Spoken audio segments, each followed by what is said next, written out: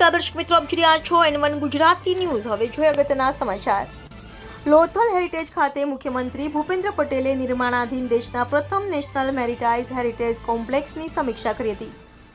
કેન્દ્રીય મંત્રી સર્વાનંદ સોનોવાલ અને મનસુખ માંડવિયાએ ચાલી રહેલા કામગીરીને સ્થળ મુલાકાત લઈ નિરીક્ષણ કર્યું હતું।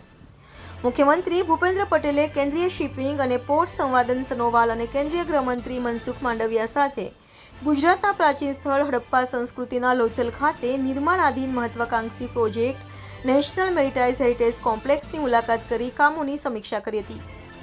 ગુજરાતના સમૃદ્ધ પ્રાચીન સામૃદ્ધિક વારસાની વિરાસતને આધુનિક યુગ સાથે જોડી નિર્માણ થઈ રહેલું આ મ્યુઝિયમ વિરાસતભી વિકાસના પ્રધાનમંત્રી નરેન્દ્ર મોદીના ધ્યેયને સાકાર કરશે।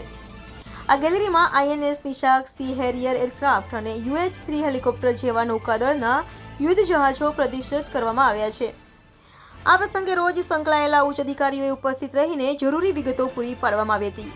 બ્યુરો રિપોર્ટ નરેશભાઈ અરપગી, N1 ગુજરાતી ન્યૂઝ, ધોળકા।